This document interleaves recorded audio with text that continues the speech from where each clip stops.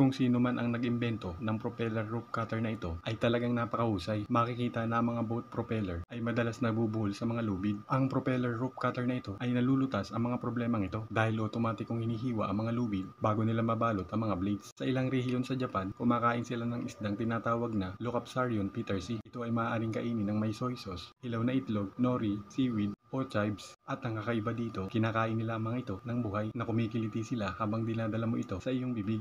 Pakiramdam mo ba ay punong-puno ka na at gustong-gusto mo na itong ilabas? Merong isang range room o silid ng galit kung saan maaari mong ilabas anumang bagay ng walang pag-aalinlangan na sinusuportahan ng teorya ng catharsis o paglilinis ng damdamin. Ang nagtitinda ng pagkain na ito ay gumawa ng mahusay na paraan upang magdala ng mas maraming customer. Inilagay niya ang telepono sa lupa sa tabi mismo ng kanyang mesa na umaasang may susubok na kuhain ito at para hindi mapansin ng karamihan, ang sumubok ay nauwi sa pagbili ng kanyang pagkain. Ang nag-imbento ng solar distiller na ito ay isang henyo na kaya nitong i-convert ang tubig dagat sa maiinom na tubig tabang na perpektong nilulutas ang problema ng kakulangan ng tubig sa dagat at espesyal na naaangkop para sa kaligtasan ng buhay malayo sa pangpang o pang-emergency na paggamit. Ngayon, kahit na ang lubid ay maaaring gawin gamit ang kawayan na natuklasan ang inobasyong ito sa China. Unang inilalagay ang kawayan sa kumukulong tubig at ang panlabas na patong nito ay binabalatan pagkatapos ay pinoproseso ito sa makina upang maging sariwa at pinututuyo ito sa araw at kapag natuyo na, handa na itong gawing lubid. Sa Titanic Museum sa Missouri, merong isang exhibit kung saan ang tubig ay pinapalamig upang tumugma sa eksaktong temperatura ng karagatan noong gabing lumubog ang barko. Sa Chongqing, China, nagtatampok ang ilang mga gusali ng mga gasolinahan sa kanilang mga rooftop. Ito ay dahil sa natatanging 8D magical terrains ng lungsod. Ito ay tumutukoy sa alon-alon na tanawin at patayong pag-unlad ng lungsod